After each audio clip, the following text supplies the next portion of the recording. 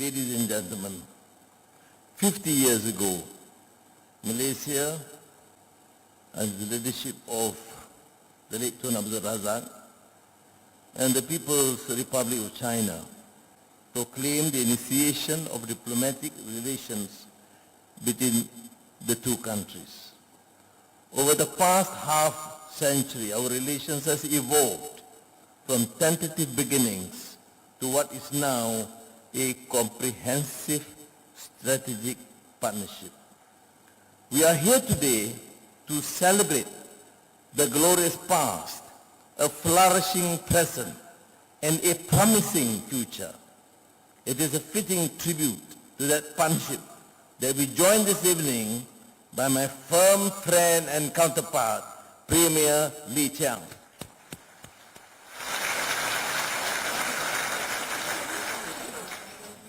How do we justify this historic milestone?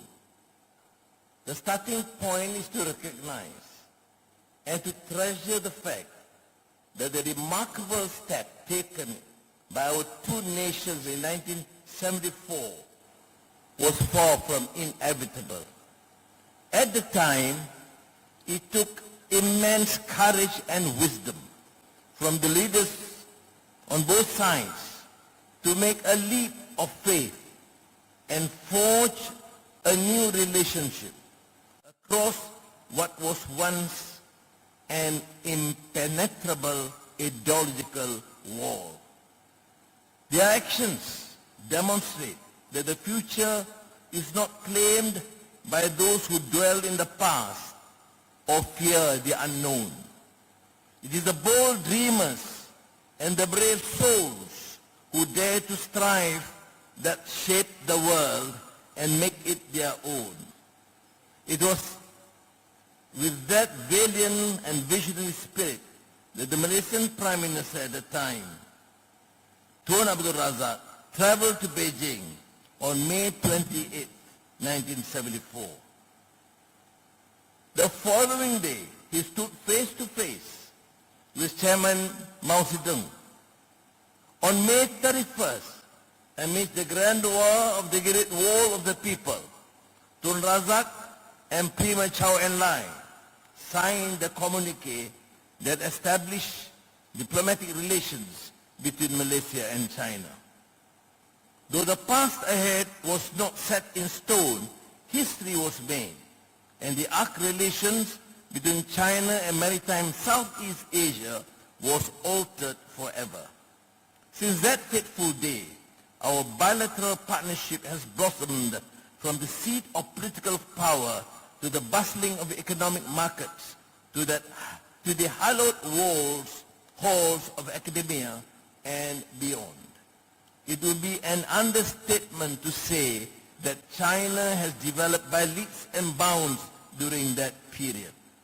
When our relations was initially forged in 1974, would be stretching the facts to say that China's economy constituted even 1% of the global GDP. Today, China accounts for 18% of the global economic output. And what is particularly satisfying is their success in combating and elevating the issues of poverty, development and marginalization. Therefore, it is worth recalling and celebrating the fact that Malaysia has always spearheaded stronger ties within China and ASEAN. In July 1991, the then Foreign Minister of the People's Republic of China, Xian Qizhen, attended the opening session of the 24th ASEAN Ministerial Meeting here in Kuala Lumpur. This path-breaking move came at the initiative of Malaysia. It marked the start of China-Asia-ASEAN dialogue relations. I mention this other milestone to emphasize that Malaysia views its relations with China not merely in bilateral terms, but through a comprehensive strategic lens. We believe that it is in Malaysia's strategic interest to forge amity and cooperation with China and not against it. We make every effort to diplomatically engage China and integrate it into regional affairs, not because it is always straightforward, but because it is crucial for our shared future. To commemorate the 10th anniversary of Malaysia-China Comprehensive Strategic Partnership, last year I had the opportunity to embark on several visits to China, an historic meeting with President Xi Jinping, and as well as Premier Li Qiang in Beijing and later in Nanning. I am glad to know that those visits have further strengthened and advanced bilateral cooperation, especially in trade and investments, education, agriculture, tourism, food security, digital economy, and energy transition. Our firm and robust trade relationship, as underscored by China being Malaysia's largest trading partner for the last 15 years, demonstrates the profound depth and significance of our economic ties and a firm, fiercely independent foreign policy. As the Belt and Road Initiative catalyzes the advancement of international connectivity and cooperation, and we have seen together with Premier Li Qiang the impressive success and performance of the ECR or ECRL project, and also the two countries' twin parks that we now advance it into two countries' multiple parks. I'm sure Premier would want to include Kuching into that.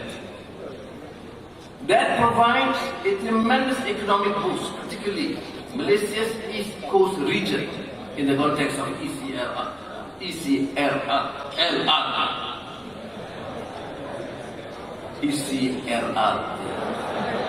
East Coast Railway.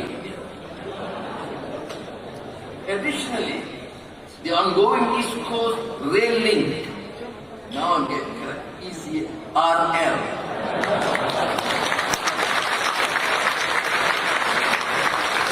Only by looking at Premier Li Qiang, I get it correct. And the automotive high-tech valley in Tanjung Malik projects are vibrant drivers of growth and job creation. Bolstering ties with China is not about short-term gains. It's about securing the vital long-term interests of Malaysia and Malaysians. The guiding star of my actions is to nurture a Malaysia that is respected globally, where the achievements of our children are not transient, but will endure for generations to come.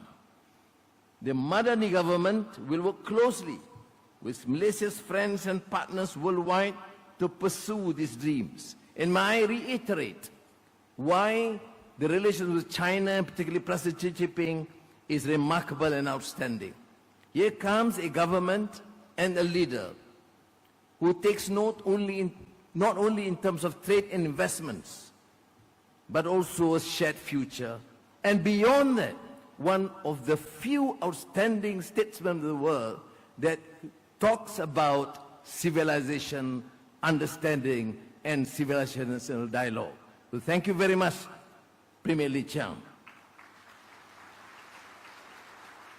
I therefore, in conclusion, would call on all Malaysians, as well as our counterparts in China, to summon the courage and wisdom that have fortified our ties for generations.